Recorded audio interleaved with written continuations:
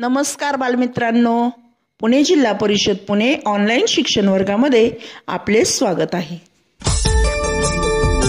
इयत्ता 3री विषय गणित, घटक भागाकार, पान क्रमांक 72-73।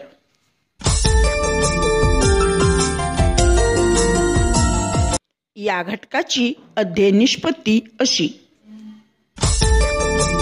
हा माझा परिचय। चला तर मग करूया सुरुवात। मागील घटकामध्ये आपण एकच संख्या पुन्हा पुन्हा वजा करून भागाकार कसा करता येतो हे अभ्यासले आहे। याचाच अर्थ वस्तूंची समान वाटणी करणे म्हणजे भागाकार किंवा वस्तूंची समान गटात विभागणी करणे म्हणजे भागाकार होय। मात्र आज आपण चिन्ह वापरून भागाकार लिहिण्याची पद्धती अभ्यासणार आहोत। यासाठी आपण काही उदाहरणे अभ्यासणार आहोत। भागाकार या क्रियेसाठी असे चिन्ह वापरतात। आता यासाठी आपण एक उदाहरण पाहूया। एका डब्यात 9 लाडू आहेत। आता हे 9 लाडू 4 जणात समान वाटायचे आहेत। प्रत्येकी 2 याप्रमाणे चौघांना 8 लाडू दिल्यास 1 लाडू शिल्लक राहतो।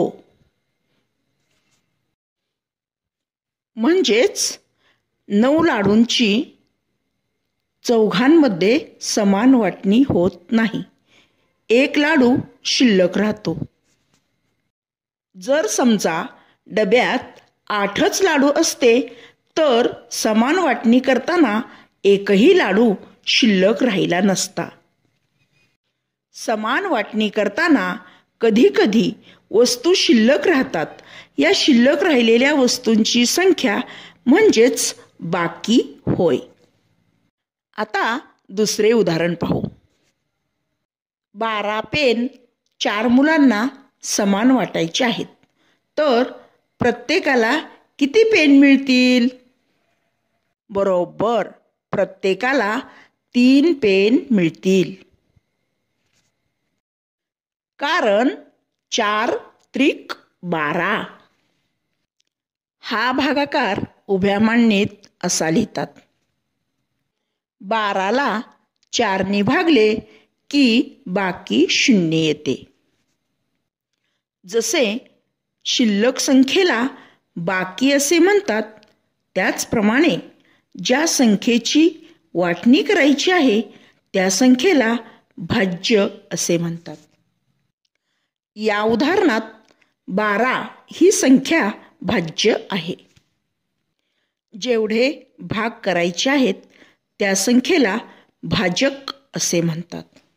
तर 4 ही संख्या भाजक आहे।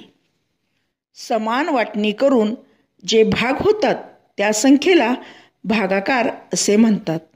या उदाहरणात 3 ही संख्या भागाकार आहे। 12 भागिले 4 या उदाहरणात 12 भाज्य, 4 भाजक, 3 भागाकार, तर 0 बाकी आहे। आता मी तुम्हाला स्वाध्यायासाठी काही उदाहरणे देत आहे, ती तुम्ही तुमच्या वहीत सोडवायची आहेत।